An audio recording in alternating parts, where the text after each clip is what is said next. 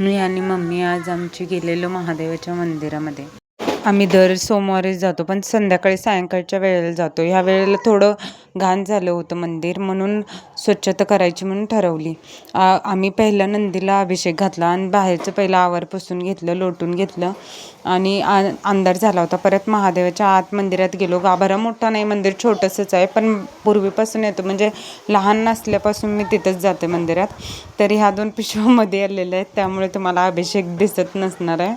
परत मागे अभिषेक घातलेलं पाणी बाहेर जाईना म्हणून मागं जाऊन त्याच्या काठी घातली. आणि आता हे बघू शकता असं करतात सगळं, म्हणजे तीळ पण तिथंच, तांदूळ पण तिथंच, त्यामुळं अभिषेकचं पाणी बाहेरच जात नव्हतं, त्याच्यात काहीतरी अडकलेलं बहुतेक. मग परत आमच्या मम्मीने पाणी आणून दिले, स्वच्छ मंदिर धुतलं. धुवायला थोडा वेळ लागला. हे बघ सगळं आम्ही पहिला सामान तिथलं बाहेर घेतलं आणि मग ते स्वच्छ धुतलं, साफ केलं, मंदिर धुतलं. कॅमेरा व्यवस्थित लागत नव्हता, तरी पण तसंच धुतलं. सॉरी, पण गाभारा तेवढाच आहे, त्यामुळं तिथंच म्हणजे स्वच्छ करायला सुद्धा तिथंच हे करायला लागते. आणि हे बघू शकता तुम्ही, तांदूळ आणि फुलं वगैरे सगळं ते तिथंच अडकून बसते, परत पाणी जात नाही मग तिथं, म्हणून आम्ही तेवढंच तिथं स्वच्छता केली.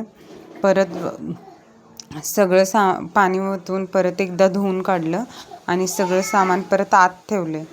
आणि मागं जाऊन परत एकदा पाणी अडकलं तिथं, परत एकदा मागं जाऊन परत तिथं काठी घालून व्यवस्थित ते अडकलेलं साफ केलं आणि परत तिथं हे केलं. बघू शकता किती अंदाज झाला आहे, वेळ झालेला, कारण सायंकाळचंच जातो आम्ही, संध्याकाळचंच जातो. आणि परत पिंडी म्हणजे शिवपिंडी पुसून घेतली. परत वेगळ्या कापडाने खालचा फरशी पुसून घेतली व्यवस्थित. तिथं डाग आधीपासूनच आहेत जे जात नाही आहेत, तेलकट बसले हे. आणि परत स्वच्छ एकदा पुसून घेतलं आणि फुलं घालायला घेतली महादेवांना. दिवा ठेवला आणि परत फुलं वगैरे, भस्म वगैरे त्यांना लावायचं म्हणून ठरवलं. परत त्यांना भस्म लावली, तेल घातलं, दिवा लावला आमच्या मम्मीने आणि फुलं वगैरे, हार वगैरे आणलेला घातला आम्ही. आणि परत तिथे इतकं प्रसन्न वाटते ना महादेवांच्या मंदिरात जाऊन. आणि मी तर पहिल्यापासून इथंच जातो आहे, त्यामुळं म्हणजे इतकं मनाला शांत वाटते ना. मला महादेव म्हणजे पहिल्यापासूनच मला महादेवांची आवड आहे, पहिल्यापासूनच.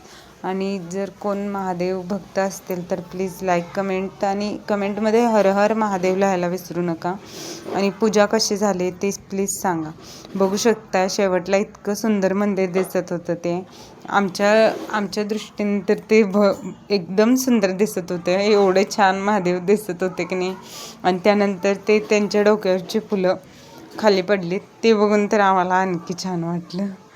तुम्हाला कसं वाटलं ते कमेंटमध्ये नक्की सांगा प्लीज. आणि सबस्क्राईब करायला विसरू नका.